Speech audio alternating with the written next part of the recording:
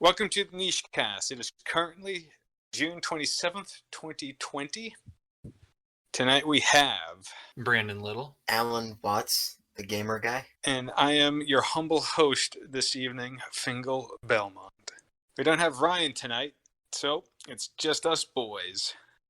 Gentlemen, Last of Us 2 is out. And what a shitstorm it's been, isn't it? Okay, is that what we're starting with? Oh, yeah. I have not played it. I kind of am averse to reviewing it myself for a change. I did play the original back when it came out, and I thought it was, a mediocre stealth action game. Very restrictive. Not feeling the second game based on what I'm hearing.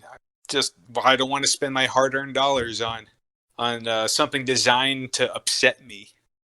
Yeah, based on what I've heard, I'm not looking for it either. I didn't play the first one, but based on what I've seen, there's so many other action Rudy Tooty point and shooties out there. I watched a friend of mine stream through most of it. He really, really, really liked the first game.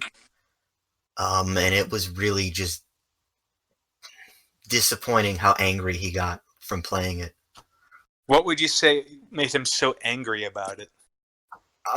How they handled the characters, specifically Joel. They did Joel dirty, huh? What was it? The ending with Abby and her becoming really skinny and malnourished from being in that, I don't know if I should spoil this. Go for it. Everyone pretty much knows. It's spoiler warning. She goes into a work camp and she gets really skinny. And my friend said that he saw this coming from a mile away, the whole plot twist, and how he, Ellie sort of just leaves her to live. He was just absolutely disappointed in it. And I watched maybe 8 hours of him playing it, 10 hours of him playing it, just hanging out in his Twitch stream. And man, it was rough. A lot of the gameplay stuff that people, if you really like The Last of Us gameplay, it's more of that, and it's not as tedious. But, the Sony fanboys have told me for years it's not about the gameplay, so, and he didn't go into it for the gameplay. So he was really disappointed in the whole thing. You don't got gameplay, what do you got left? And you're going to talk about graphics. I'm just to an absurd degree. That's what PlayStation fanboys do. Have you seen that tweet going around? Somebody saying it's revolutionary that somebody can take a shirt off in The Last of Us 2 without any clipping, and they're just completely losing it over it. It's not impressive if an animator does everything. Yeah, have they played other video games? Has this person played other video games? Have they ever seen an animation before? If you're impressed by The Last of Us 2, then Toy Story is going to blow your mind. I'm just kind of amazed sometimes at some of the really hardcore PlayStation fanboys who don't really play other games.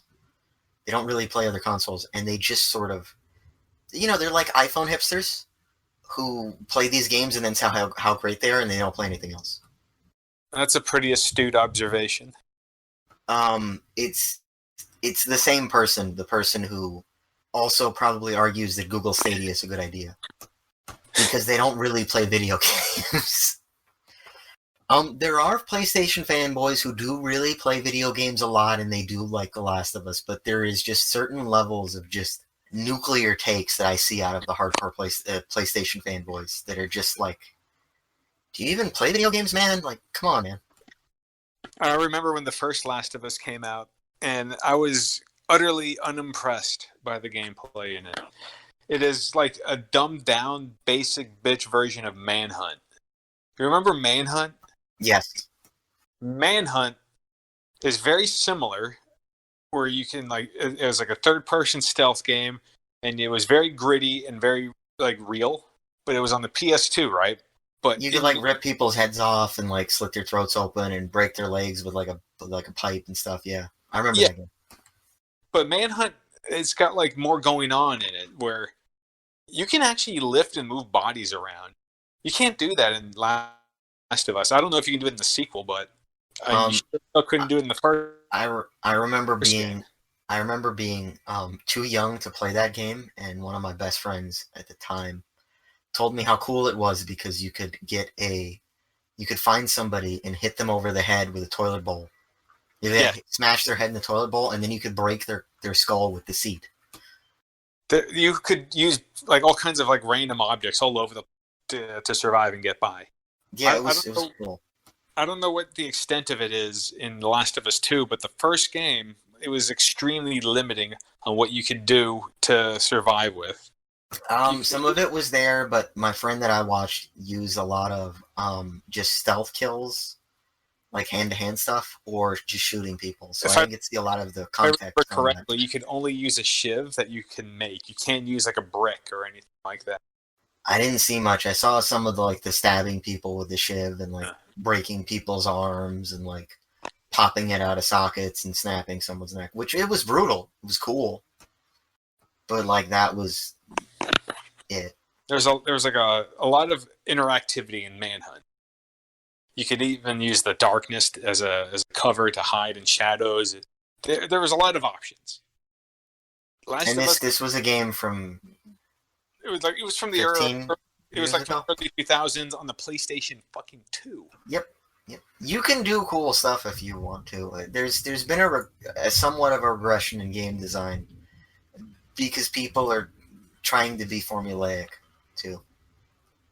Like the first Last of Us has got hardly anything going on in it, and I don't know how much the sequel improves on it. But from what I'm hearing, one of the major criticisms is that it does not improve upon the original's formula. Like the one thing I keep hearing is that the environments are larger. Yeah, that seems about right. It seems like it's less corridors and tight areas and more open spaces, but still. I didn't watch the entire gameplay, so I didn't have a full experience of the whole game. I don't know what the last, 5 or 6 hours are like. Could be really good. Gameplay in it could be wonderful, but usually games do not massively change the last few hours of them. The time I could think of an example where that happens is in Metal Gear Solid 4, it becomes Tekken in the very final moment. Yeah. Yeah, I know everybody hated that game, but I know a lot of people shit on it. I love that game. That game is like you can see like money burning on the screen at every minute. I love that. It was funny because a lot of people complained about there not being enough gameplay in it. But I said I've been playing Metal Gear games since I was a little kid, and this is the finality of it. I don't care if half of it is not gameplay, I would wait until after midnight, and I sat in my living room on the couch with the PS3 controller and played the game on in a blanket sitting on the couch. Could you imagine if Snake gets all the way up to Ocelot and they're fighting, and then he decides not to kill him? Oh man, I'd hate it. I would just be so angry. I would be so angry. This is what they call that ludonarrative dissonance, where as Ellie, she's allowed to kill basically anything that moves, but the minute you have that final cutscene where she's like, "No, it's okay, Abby, you can go." I don't know exactly how it's expressed, but that's the Cliff Notes version, where you can throughout the game you have to kill all kinds of people to get by. I mean, it's post-apocalyptic. So she has like a moment of, I'm not going to do this, and I'm not going to go to this level, and I'm just going to let you survive, which I was like, you didn't set that up, though. You didn't set that up, though. You didn't set it up that she had this thought, or there was something that Joel said to her that was a flashback or something. You're going to really do Joel dirt. You're going to do it by not killing the bitch that killed you. I mean, if you want to be woke, I don't know. She found like Buddhism or something, and she decided to not do this. I don't know. How embarrassing. She hates the patriarchy and I don't know, man. Something. That's the ultimate fuck you to Joel, is to not kill his killer. Especially in a once world you have as a reason brutal to as kill that, somebody- and especially the kinds of brutal melee kills you see Ellie doing on random people. No, But I see, mean, I don't know. We could talk about this all day. yeah. What other news do we? There's something that I thought was really cool here. The new Total War game Troy comes out on August 13th. Tell me Any of you about guys Total familiar War. with those? Is that like I've never played I've Total actually War. heard of it, but I've never played it. So have you ever played like grand strategy games or like Civilization? I've played Brigandine. Okay, so that's not good.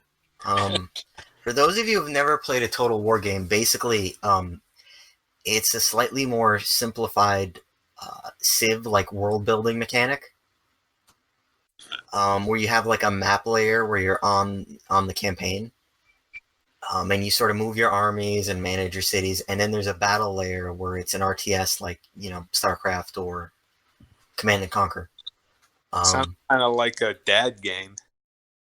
I mean, I started playing them when I was like, I don't know, 20, so I guess so. Huh. So, I mean, the big thing here in the headline that's here is that it's going to be an Epic's Game Store exclusive for a year, which a lot of people are going to be mad at. I mean, just treat it like it's coming out a year later than anticipated. Just pretend it doesn't exist. I mean, if you really don't want to buy Epic Store games, yeah, no, that's what you have to do. And if they keep getting hammered by these exclusivity deals,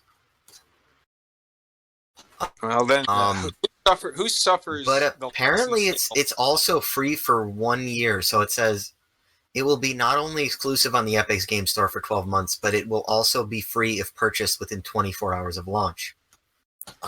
So they go on to explain and say that the devs say that they're really excited about Troy, and they're even more excited for it to give you a chance to play and enjoy it than you might have otherwise.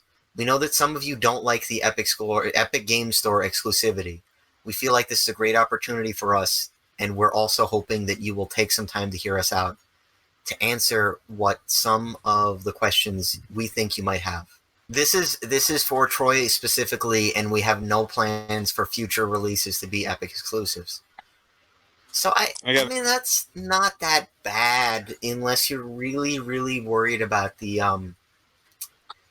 Epic being owned by Tencent and the Chinese ownership and possibly them logging stuff of your computer, which I mean is a valid thing to be uncomfortable for. There's also a matter of principles too. Some people allegedly, there are things that are happening. There's also usability and accessibility. Like people say how the Epic Store is missing all kinds of features that they're used to. I mean, like one of the things that's going to be an issue here is that's actually a good example in the Total War games is there is not really a mod set up for this, so you'll have to mod it outside of the game and be old-fashioned instead of using the Steam Workshop. So there's nothing that really is like the Steam Workshop. I mean, though, I think some of you youngins could learn how to open up your game folders and put mods in them too. I got a question about the Epic Game Store. Like, let's say Total War is going to be exclusive for a year, and people refuse to use it and buy it, use that platform on whatever principle or feelings they may have towards it. Who suffers the loss? This is not public, and this is only me making assumptions. Trying to give you guys a little warning here.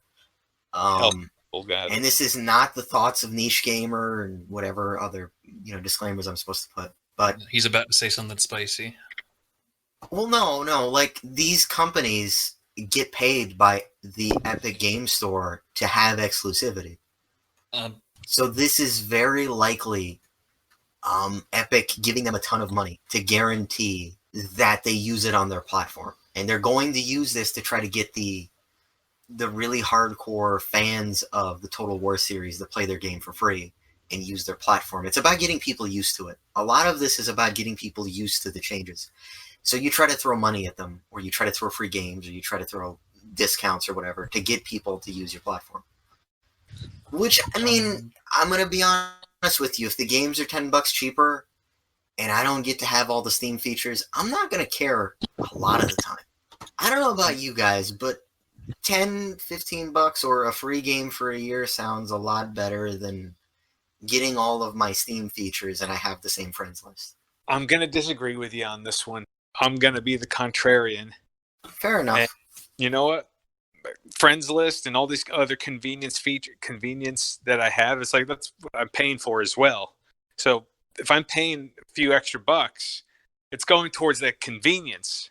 Yeah, but I mean, for me personally, my friends list and the group of people that I know and the people that I game with, they're either people that I know in real life or they're people that I have on, Discord as well, or Skype or whatever, that I can still contact them outside of that. And I arrange playing with them outside of Steam anyways. Right. So, like, a lot of that stuff doesn't really matter to me. The mod thing is big for me. And the being able to move games, again, this is probably a thing that not a lot of people care about, but moving your like drives in and out, being the benchmarking guy, I'm always changing my hardware. So being able to just click a button and the game recognizes the folders that I have and where the games are instead of having to re-download them like I have to on the Windows Store is great. Epic seems to be fine with this, but it's a little bit more finicky. But again, for me, if I'm saving the money, I don't really care. Especially something like this where I don't really have a lot of friends I play Total War games with online. Not really a part of the Total War online, competitive community or whatever. Very well. What about you, Bran? I mean, first off, I don't think you have to preface all that stuff. Epic paying developers or publishers for exclusivity is like known fact. I don't know if it's in this case specifically because it doesn't say anything about that here. So I don't want to, Yeah, that's fair in this particular case. As for me, I like all the little features. I like the Steam trading cards. I like the being able to customize your profile. I like the friends list. Like I'm not going to get. The Steam get wallet is cool too. Yeah, the Steam wallet. You can refill your Steam wallet and all that is cool. Like recently, EA put a whole bunch of their stuff on Steam, and I was like, oh, cool! Now I can finally play it on Steam because I do not want to install Origin. But you go to the store page, they make you install Origin if you buy it, even through Steam. Yeah. I'm just gonna say this: you need those installers anyways if you want to play Ubisoft and what's the other one, and Origin, anyways, or Ubisoft and EA games anyways. So I just have them installed and I buy them directly from there because it's another layer of DRM. So I need to make sure Steam and Origin are open before I open the games that I paid for. And sometimes there's license issues or something with these games. I've had this issue where I've had some of the websites I work for, like they just buy all their games on Steam and you have to use all the DRM and it's a pain. I just rather have the different accounts. Something I think that Steam has that I kind of appreciate as someone who doesn't really play on PC at all. I'm a console warrior, but is the reviews that I see on Steam. When I'll look up games that are coming to consoles, but I see it's been out on PC for a while, and I could get a look at the Steam reviews, and these are very helpful for me to make more informed decisions. That's fair. That's something that's nice. Epic does not have reviews? I don't think they do yet, but with a lot of this stuff, they have all this stuff eventually. I think there's like a star rating system, but I don't think they have it in there where you could write and rate reviews. As much as I give Microsoft shit, they do have some kind of similar system on Xbox Live. There is some similar review system. It's not terribly robust as on Steam, but it's something. I will say though, the amount of free games that's on this damn thing is like insane, and the amount of sales they have is like not bad. Well, they want to get people in the beginning. Who knows how long that will last if they get bigger? I mean, To be fair, though, a big part of this is they want less of a cut so the developers can have lower prices. For now, right? But I mean, Steam was the monolith and people were arguing in defense of Steam, so I don't think Steam's ever going to go away. I think what you're going to have is you're going to have people that buy the version of the game on the one that they want. I don't think Steam is going away. I'm trying to look on here right now to see if there is ratings. I don't think there is. Ooh, really? Actually, okay, so yeah, no, there is critics from IGN. They have like all of a bunch of websites. Let's see if there's a user thing. The mainstream bullshit. You got to have user things. OpenCritic.com. What is this? Never heard of this. Watch how we're on this, and they're gonna get really mad at me because I didn't know. See, I wouldn't trust a review from just one flunky from IGN. I want to hear from the regular Joe, the average guy. Yeah, this looks like this is just done by they're using an outside aggregate website that collects a bunch of reviews. Speaking of reviews, IGN was struggling with SpongeBob. That game made for babies. Actually, I think it was GameStop, but I know the clip you're talking about. Was it GameSpot or is it IGN? I don't remember. I'm pretty sure it was GameSpot. That's been making the rounds. The clip where this guy just cannot do the bubble ball into one of these little holes. It just you just gotta aim. But he's saying, why would you publish this? If you record, was this a live stream or was this like? It was part of their video review. Oh my god! How embarrassing? I've had to make footage for stuff before. I've had to make clips, right? For I was doing benchmarks on a game, and there needed to be gameplay in the background just for filler while the graphs were coming up. I just tried to find a clip where I looked good at it, and I didn't look really stupid. I think back to that one where that fella struggled with Cuphead, where he couldn't do. Oh, he was really bad at Doom too. Dean Takahashi. Same guy. Wow. I think that's his name. Yeah, he did Doom and he did Cuphead. He's just. But I've told you guys the meme before, the story before on one of the other podcasts about how I played with one of the Total War games early, and I wiped the floor with. No, I didn't wipe the floor. I played against one of like the devs, and we had a really, really close game where they beat me. And then I played against some other people that were nameless, but they were press, and I wiped the floor with them. I never played a multiplayer Total War game. I only played the campaigns. And they thought I was a Total War YouTuber because I wasn't bad at the game. The one of the devs thought I was like part of the community that, makes the videos for a living, talking about the unit comps and how to play and how to do like that sort of stuff. They do like the Let's Plays. And I was like, no, I just play the game. I just think they're cool.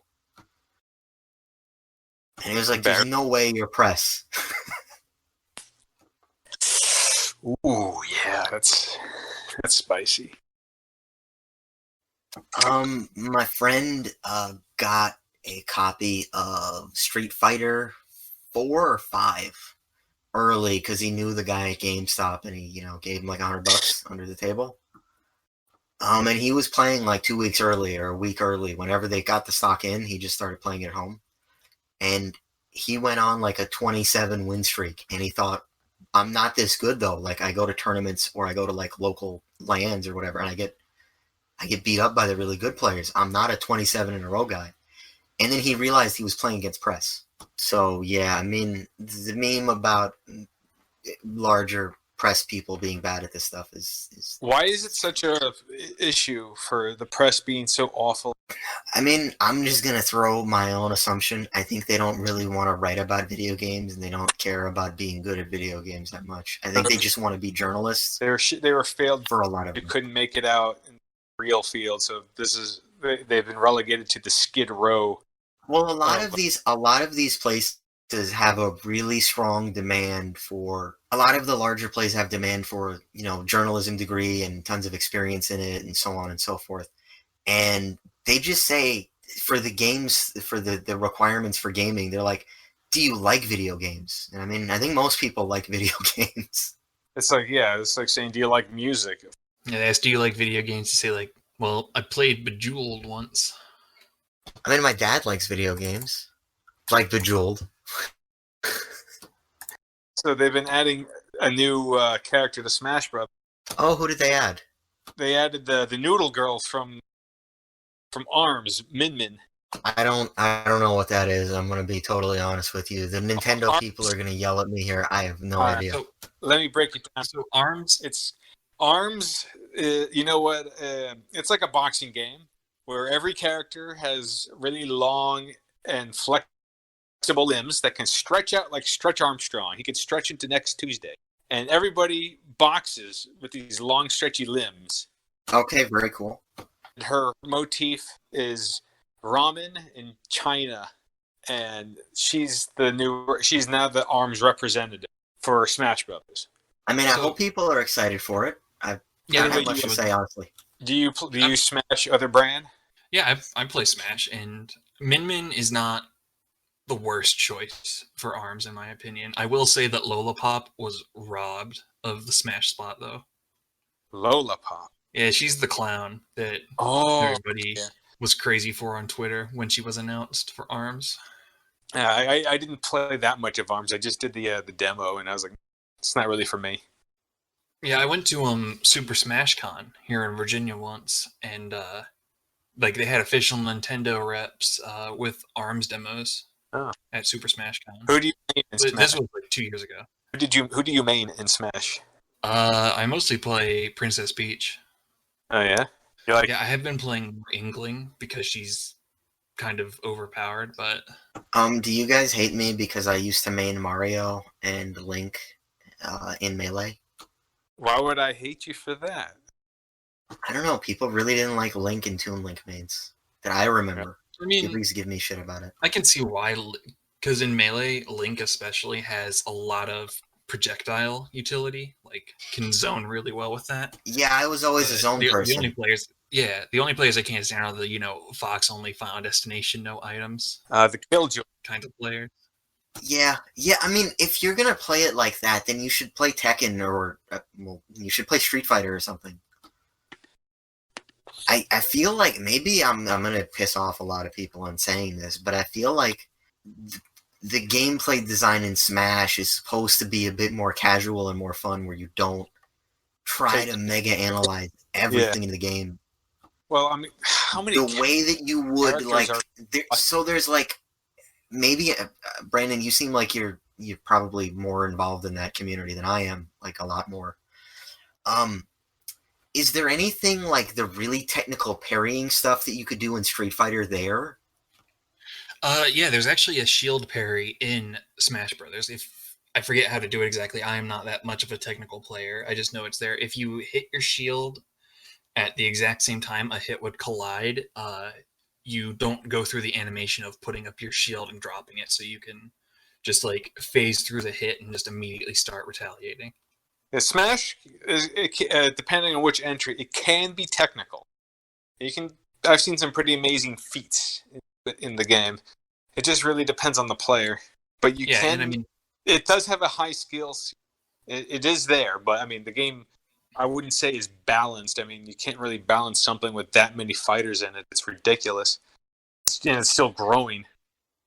yeah, it's why you hear about like professional players only play from like a roster of 12 characters, not because the roster's like limited that much, but because those are the only ones that They've been being fair, yeah. That are viable.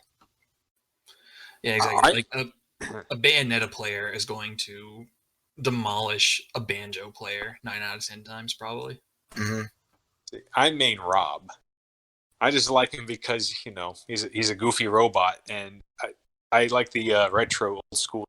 Yeah, so I mean, I don't know, like maybe it's just I didn't put the time into it, but I always found Street Fighter be way more interesting as a fighting game in that sort of level of technicality. Smash was a game I'd get drunk and play with my friends at and kick their asses. Well, there's a more level of skill with Street Fighter. There's so many varieties of inputs for each character. Every for every Smash character is the same. It's just the move itself is different. I mean, like, I remember being a teenager and seeing the Daigo parry. The famous parry. the Daigo parry, yeah, the one at Evo. Do you have any dream characters you'd like to see added into Smash Brothers? If either just for shits and giggles, because you think it would be nice. Doom guy. Okay, interesting choice. I already got what I wanted with Banjo. Ah, okay. Nice. Well, now that Banjo's there, who's your silver medal? I got nothing. Like, I put all my eggs in one basket. Like, Banjo's in. I'm done getting my hopes up for anything. I haven't even considered. Well, my dream character also got in, and that was Richter Belmont. Yeah, that's so cool. Yeah. But if I had to, if I could pick a DLC character, something totally out of left field, Pepsi Man. Oh, wild. I mean, maybe Toe Jam and Earl would be hilarious to have in there. I could see Toe Jam and Earl working. But people may not realize this, but Pepsi Man was in a fighting game already. What was he in? He was in Fighters Mega Mix on the Saturn. I never had a Sega Saturn. Well, I'd say you'd missed out. Yeah, and it's really hard to try to emulate them too. It's a tricky machine. It is a really quirky and odd machine. A lot earlier CD-based consoles have the interesting architecture that makes them tricky to emulate. I was supposed to actually do a through the years thing about consoles and the hardware in them, which I think maybe you guys would like to see. Yeah, maybe I would. Sort of like how the Sega Genesis used a old computer processor that was used in like a bunch of other stuff just because it was cheap, and then for the Sega CD add-on, they just added another coprocessor, and that was just to handle the audio, I believe. So basically what they did is they just took the power and they doubled it, which is actually what Sony did with the PS4 Pro. Instead of adding a new architecture and changing things, they just took the graphics core that was in it and they just put a second one. That's a backwards compatibility thing, so if they want to run it in compatibility mode, they just turn it off, turn one of the GPUs off. Do you have a favorite console design? I mean, the Genesis was really cool how utilitarian it was, because it used a lot of off-the-shelf parts. The Nintendo 64 was really cool because of how limited it was in terms of the actual console was more powerful than the PlayStation, but the PlayStation could have much higher quality textures because they use discs. So like the actual graphics power in the N64 was higher. It's just that the PS4 could have really big textures and detailed environments. There's something interesting about N64 games, and I don't know if anyone knows what I'm talking about, but when you actually play it, like an N64 game on the right kind of display, there's some kind of I don't know what to call it other than film or some kind of grain quality to the picture quality. Does anyone else get this? There's something that they do.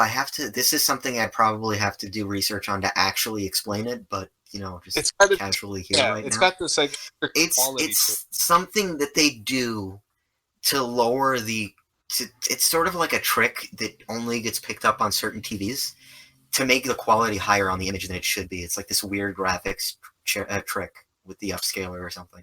It's something that I only see in N64. It really adds to the flavor of the experience. The GameCube was probably a really, really interesting console design to me too. It's funny you mention that because that's my favorite console design of all time. Right down to how it's built and how it looks and just how... the aesthetics of how it operates, how the thing doesn't die. But I mean, on a technical level, I think it's really interesting. It's also the first time that could be wrong here, but it's the first time that I know that they used ATI graphics on a home console. ATI eventually got bought out by AMD, and AMD's in all of the consoles now. So this was the start of that. How about you, other brand? Is there a console that you really admire? Oh no, I'd say the GameCube too. I actually got use out of the handle built into the GameCube. They had the black handle on the back. Yeah, I love that handle. But one other thing is, No, I might be wrong about this too. I think wasn't the Wavebird one of the first wireless controllers? It was the first It one was for the first party. It was the first party wireless controller. There was attempts, and there was like, you could buy like back in the 90s like $70 up to $100 controllers that were wireless, but they were really bad. So like, your little kid sitting in your room and your mom or your sister comes to vacuum, the controller would disconnect or the inputs would stop Yeah. working when they'd walk by. It's also It was one of the Wavebird was also advertising with the really Wavebird where they would like show them walking in front and the thing would still work. It's also really responsive too. It's a really reliable controller. Yeah, I never had a just Wavebird. I just remember the advertisement because remember how video game advertisements used to be like It was rad a better in time. magazines. Yeah, that was a better time. Yeah, I remember the Wavebird ad in the magazine. It was just a guy. You just saw his legs because he was sitting on the toilet, and he's using the mirror from his open bathroom door to see the TV out in his living room. And it says something like, "Let nothing get between you and your game." That's like a prototype Switch almost.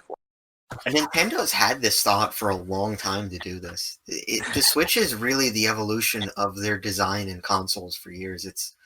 Maybe I should talk about that one day. I don't know. That's what I really admire about Nintendo is just that they keep trying new things.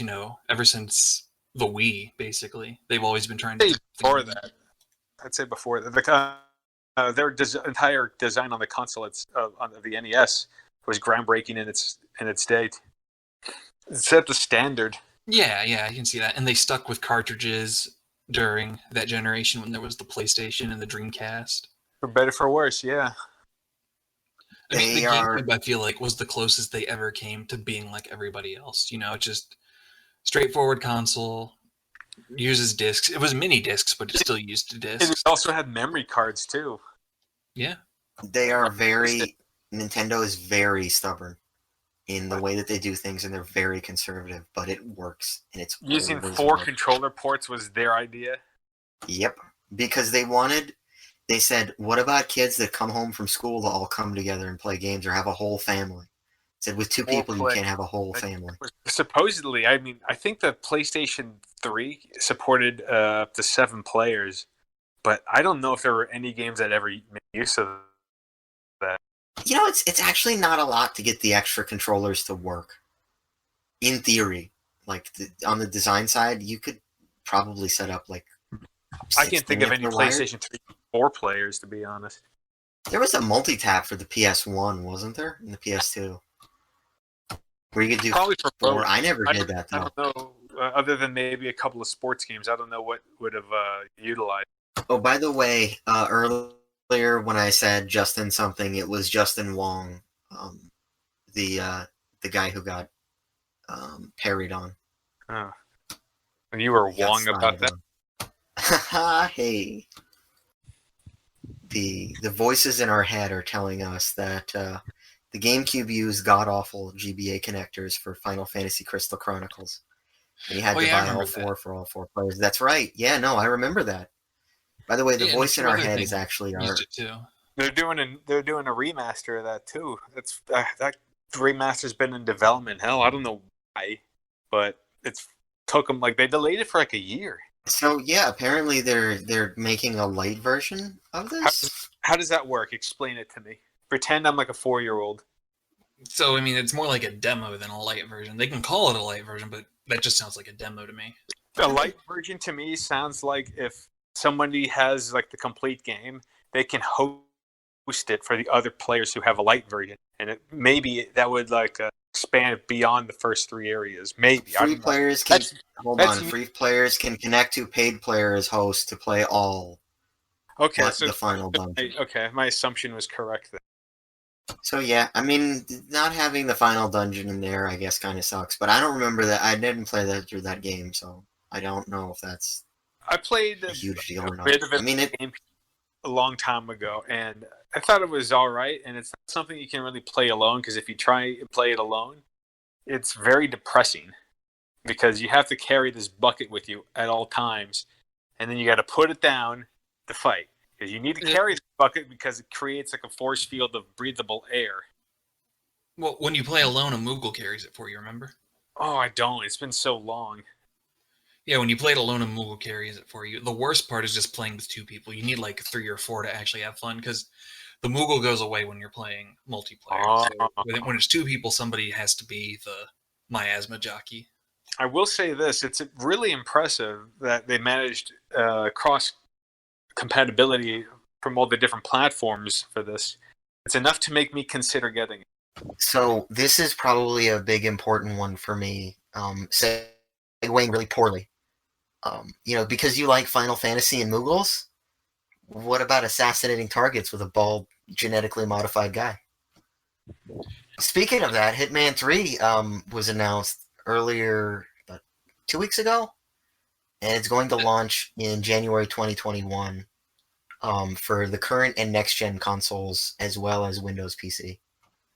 That was such a smooth transition. I've got whiplash. I mean, I had some good ones last time. Last time I had some good ones. Today, not so much. You gotta massage it a bit, Yeah, I don't know. Are you guys excited for the new Hitman? After the last 2, I think I've had my fill. I mean, they're good, but I love those games. I don't know, man. I can get so much replay value out of them. Is it just going to be more of the same? I mean, it seems like this is it, but they said in game director Matthias Engelstrom explains that Hitman is much darker tone. It has a much darker tone than the previous games in the trilogy. On top of the core Hitman experience, we're mixing in some surprise elements, an evocative atmosphere, and a real sense of closure. I mean, that could mean many things. So maybe does not mean better. In most cases, it means a red flag because it means they're getting desperate. I meant the surprise elements. I don't know what the surprise elements could be. I don't think the tone needed to change. I really was happy with those games. And finishing the trilogy would be great. I mean, maybe, I don't know. I'm very happy with the games the way that they are. I feel like it's the sort of thing where I'll wait for them to go on sale for, like $45-$30 or whatever. I'll buy them, and then I'll play them when I'm ready, and I'll enjoy the experience. You know what at some point. The recent brand of Hitman games feels like to me? What? It's like they're like really polished Bond games. I feel like I'm James Bond when I suppose so. I mean, James Bond doesn't kill people with chandeliers or electrocutes them with. You obviously haven't seen the early Bond movies. That's true. That's true. I mean, I was gonna say though, James Bond never poked somebody in the eye with a pool cue, but I mean, the Connery ones were pretty rough. He with a shark gun once and made him blow up. That was pretty cool. I forgot about that. I need to watch those movies again. Anyways. Yeah, I've never played Hitman. Hitman, you're like, it's more like a secret agent at times because you're using like all kinds of like little gadgets at the same time, and it really does that secret agent thing right, even though you're not really a secret agent. You're just a really, really well connected and supplied assassin. Like the atmosphere of all this rich shit that you're being surrounded by, and like the fancy cars and the models everywhere, the celebrity, you just feel like you're Bond. I mean, some of the later levels where you're in the really rough parts of Mumbai don't really give off that air. But the first level in 1 and 2 is Miami, and the Paris one, which is like bougie as heck. Bougie. I don't know. I don't like the term, but I like the word bougie. It just sounds bougie, funny. Yeah, these guys, look at them. They're all bougie. The game will feature 6 locations, and progress from Hitman 2 will carry into 3. Players will also seemingly be able to quote-unquote import games. You know what? That's pretty locations from the other games in the modern one. Yeah, I mean, so I bought Hitman 1 on sale one time for like $12 for like the Ultimate Edition or something. There was like some kind of sale. And I never really got a chance to play it, but then when Hitman 2 came out, you could import it if you had it on your like Steam account. So I imported like all of the maps from the first game into the second one. And you could play it with the more updated engine and the, improved items and the different gadgets. And very generous. So it's really cool, and more games could do stuff like this, and I think it's a really good step forward. That you just buy the game, but you don't have to play the older one with the weird bugs in it. And from a development standpoint, it's cool too for the developers because they don't really have to support the old product as much. They don't really have to give it a lot of. After this game comes out, you have to work on these bugs. You just could leave it there. Speaking of supporting bug fixing, there's the big delay for Cyberpunk 2077. I think it's a good idea. I mean, I know everybody's really excited for it, but it's probably. I know what The Witcher 3 was like when it came out, and I didn't touch it. I waited like a year before I actually played it.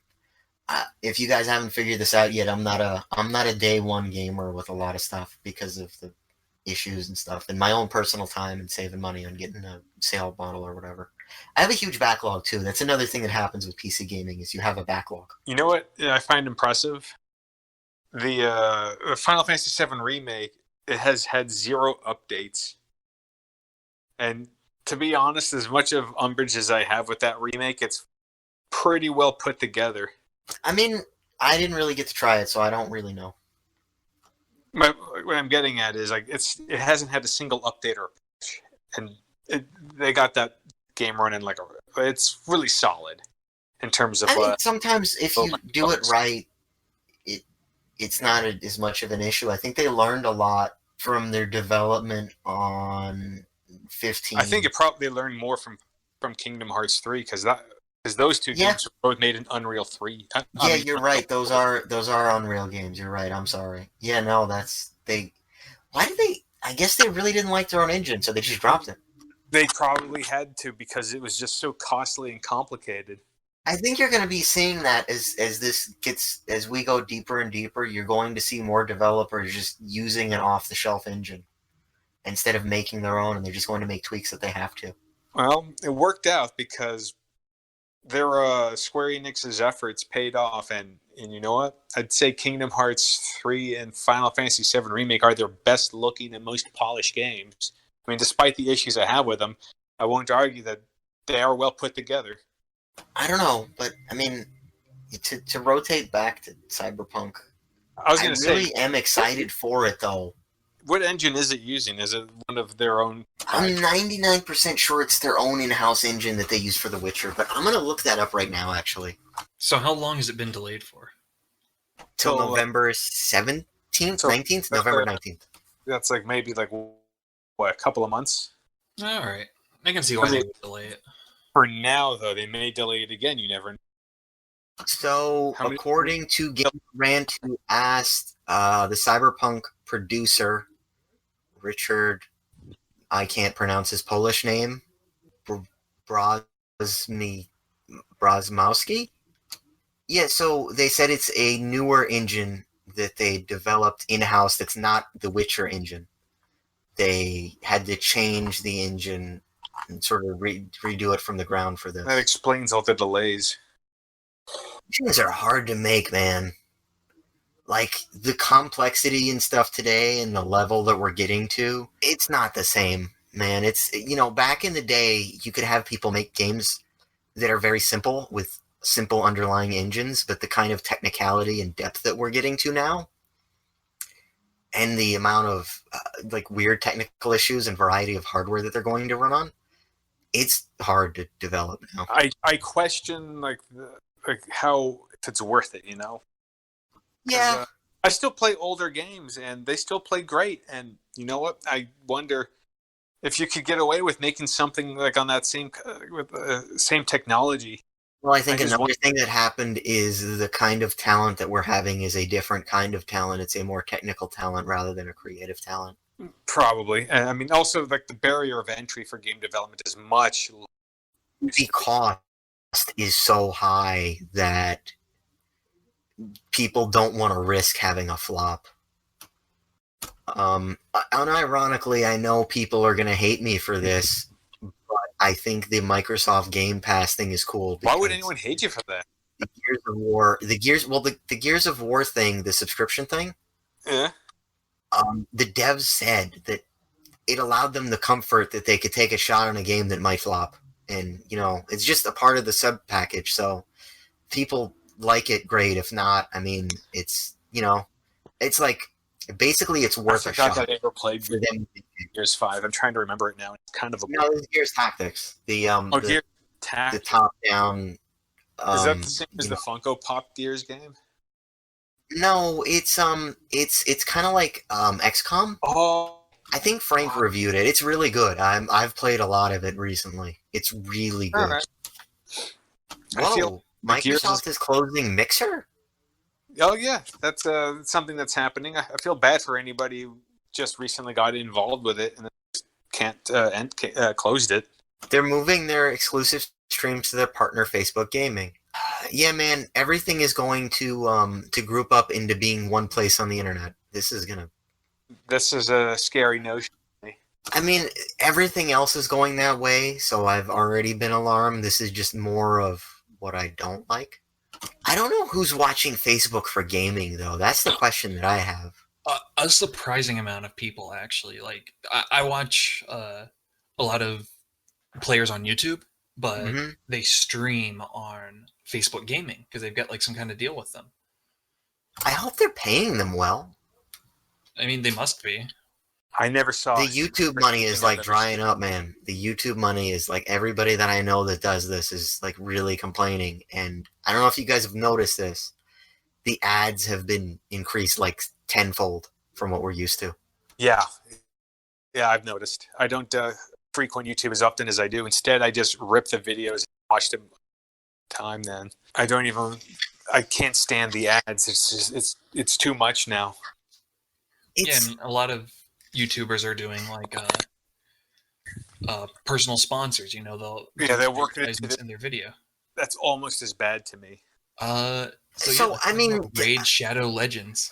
So I mean, wait, do you mean personal ad? Like they have like a pre-roll at the start of their video where they say thank you? Sometimes they do it in the middle. I mean, that was the joke I'm trying to make. It's always Raid Shadow Legends, this mobile game. Like yeah, every single time. So a lot of the places that I know, or in the tech community, there's a lot of like at the beginning of the video, it's, hey everybody, we've been thanked by Corsair or Cooler Master or whoever, and they have this new mouse. Check it out. And it's kind of necessary for them to keep the lights on. Yeah, exactly. That's what's happening with YouTube. It's so frustrating as a user, though. I understand. It's so I don't mind the ads that are in there that are baked into the videos. I mind the constant being stopped to watch an ad every 7 minutes. The ad breaks every 7 minutes, and I'm wondering, like, do they pay the YouTubers more for these ads at least? Probably not. From what I've heard, not really. What's changed? And I remember at a certain point in time, there was almost no ads. And videos were shorter back then, but you know what? I think it was for its betterment. The ads. So the thing is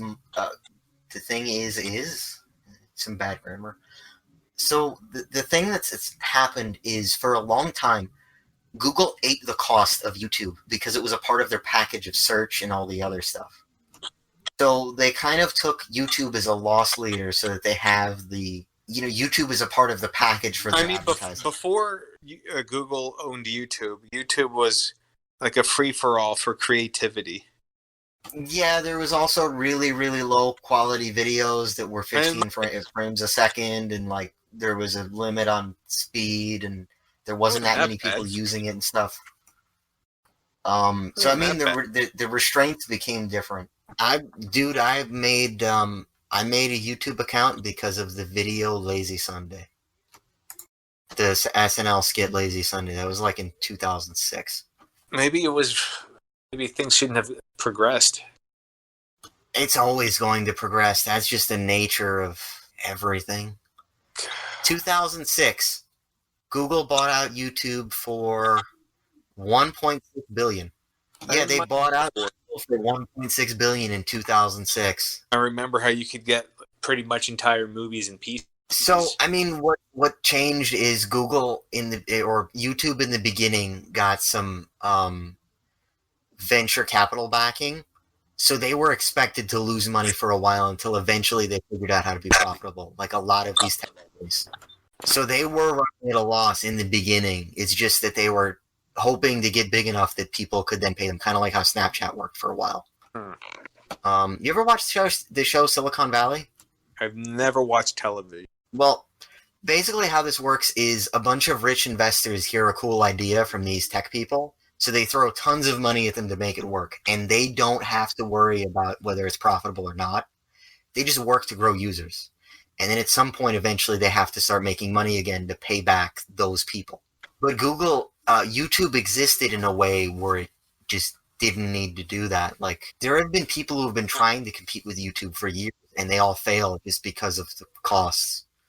Video streaming is very costly in terms of bandwidth and the kind of computers you need to run it. I mean, maybe you could do a way where it's profitable, where you only do 1080p video at max and you have a lot of ads or something. A lot. Or you have to be a way to do it. No one wants to pay for things on the internet. It's just it only works this way when people decide to throw money at a business model that doesn't work. I think that about wraps it up. This has been the Nichecast. We've been Richter Belmont. Brandon Little. Alan Watts, totally my real name. Well, it's been swell, gentlemen. Auf Wiedersehen. Take it easy.